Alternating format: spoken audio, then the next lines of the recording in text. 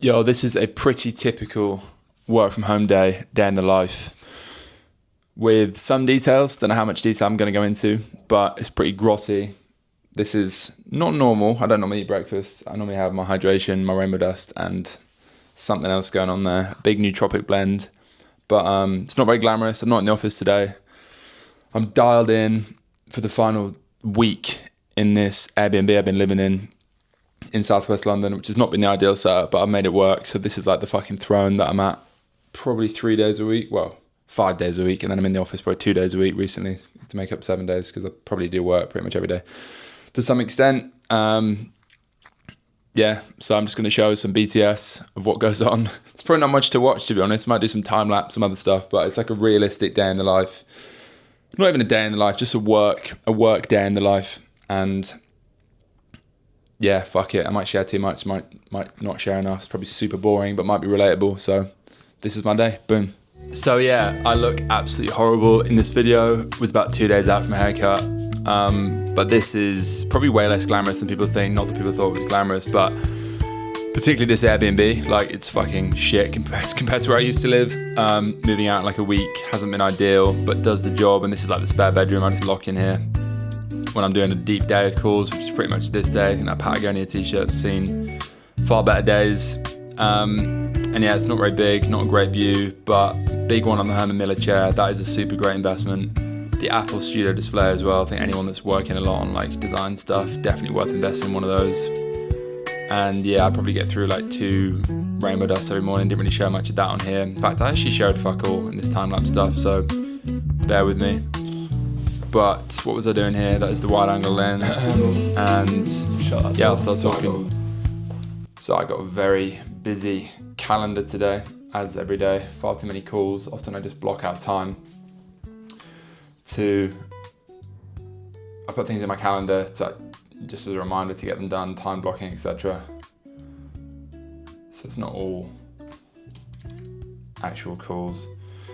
But I have to do a reference call now. I have 2 people to call about someone we've offered a job to, subject to references, and it always feels like you're kind of going through the motions, but I think it's actually a super important part of hiring. The problem with references, though, is you tend to get given, they give you the references which they've already briefed, and they're always going to be super positive. So you either need to try and get like honest feedback from them that isn't necessarily always just positive, but then you also want to do like a stealth reference, ideally. Hey Lizzie. There we go. Can you hear me? Can you hear me all right? Yeah, good, thank you. I'm just in a coffee shop on Wandsworth Common. The signal's a bit sketchy, so let me know if it drops. Yeah, no worries. Appreciate you taking the time. Just basically like a 5-minute conversation. We're potentially looking at hiring Deer, and I would just like to speak to a few references. Fuck me, hair is looking a bit dodge. This is proper. But I was just saying before my camera ran out of storage, this is a very much trenches environment right now. Working from home, either all day or for this morning, whether I go in the office today was debatable. Need a haircut. This tends to be how I just get out of bed and fucking roll when I've got a lot to do. Yeah, that was a reference call. I've got a few more calls now. Whether I show everything I'm doing today or not is debatable. It might just be more like a high level day in the life. It's not the right term because it's just work, but high level like work day at home in the life. And I'll show you some bits. Hopefully it's remotely interesting. Probably not, but relatable at least. Yeah, then I have more calls. Try and keep calls to before like 2 p.m. usually. But I then jumped on a reference call, as you saw, which isn't that typical. But then I had an interview with a videographer potentially going to hire for general stuff across YouTube brand, which is this guy here. Often put my hat on when I'm looking like shit. So that's a bit of a giveaway. Don't know what's on the table. Hopefully nothing dodgy, given I'm putting it on YouTube. But yeah, I probably spend way too much time sat at the screen during the day. This is my lunchtime routine and little evening lock-in.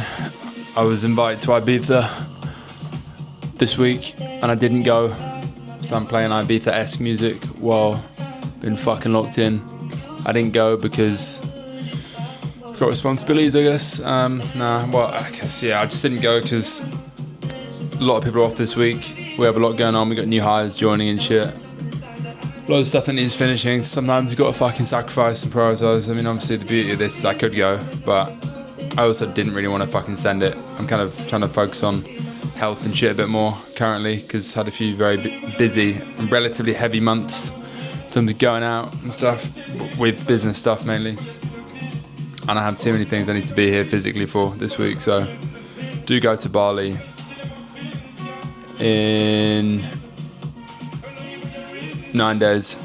I'll be working out there for a while. I go every year, but yeah, that's kind of my... I might actually have like a week off this year where I do nothing, but I'll chat more on that another time. But yeah, not in Ibiza, gonna lock in, listen to Ibiza music instead. If you're hustling, you're not the only one. Instagram can look like a very... get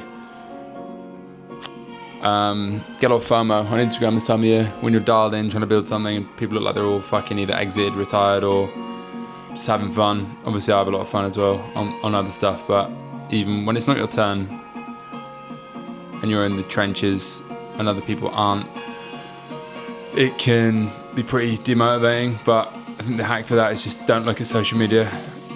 Remember that there'll always be another trip to Ibiza, and hopefully for me there'll be a post-exit trip to Ibiza in a few years' time where we'll be having a lot more fun anyway. So not that you have to sacrifice all the time, but right now that's my justification, that's my cope.